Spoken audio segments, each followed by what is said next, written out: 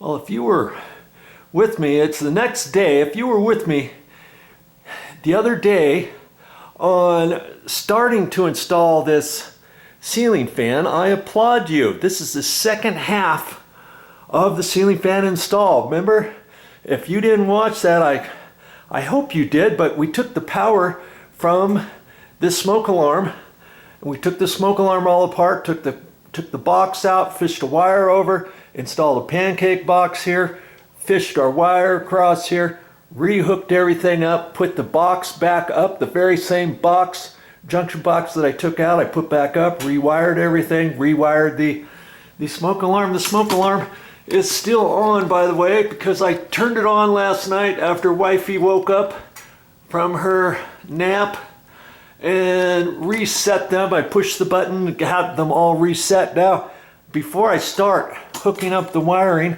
I'll have to make sure to turn that breaker back off for that. We got the wires over here, and now this is the second half of this project. We're going to be installing this ceiling fan right here. Okay, you want to watch that? Stick around. Now, are all ceiling fans created equal? Well, they're all pretty much about the same. They don't all install exactly the same. You always have to read the directions on every single ceiling fan I ever have installed. I've had to read the directions because of the different parts, the different trim that go on, how to install the knuckle, how to install the extension rod, and all that kind of stuff. And the good thing I like about this one here is it comes with the fan control remote. I love that.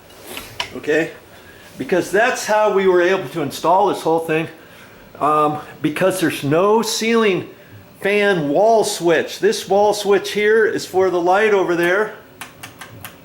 Okay, I did not have to install a wall switch there and then cut out the wall, the drywall, cut the drywall, because there's no attic above here. Okay, I would not have been able to do all this had I have had to have installed a wall switch. The only reason why I would have had to install the wall switch for a ceiling fan is if the ceiling fan did not come with a handheld remote, or if the ceiling fan had a switch here for high, medium, low, off, and then the light with the light on, off, or the other little buttons. They have different modules.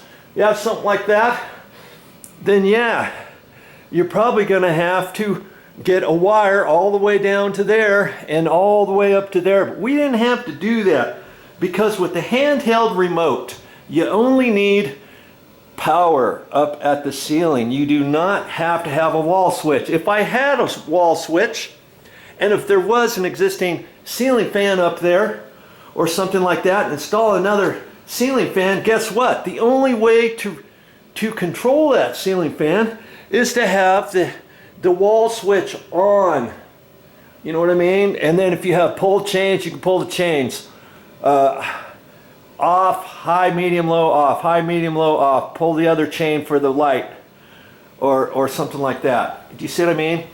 So if I did have a wall switch, I would have to turn it on all the time to then have my remote, my fan control remote. To operate, I'd have to have the power on, turn the switch on. Well, in this case, we didn't have to do that. Because there's no attic up here, I was able to take the power out of the hardwired smoke alarm and tie a wire from there over to the ceiling fan. Because the ceiling fan with the remote, I'm repeating myself now, but it's for your benefit, with the remote only needs power. Did you catch all that?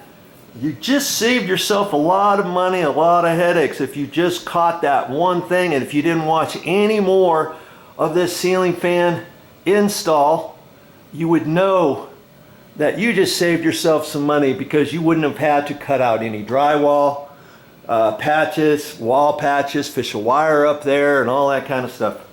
Okay? So now we're going to get into the meat and the potatoes of this ceiling fan.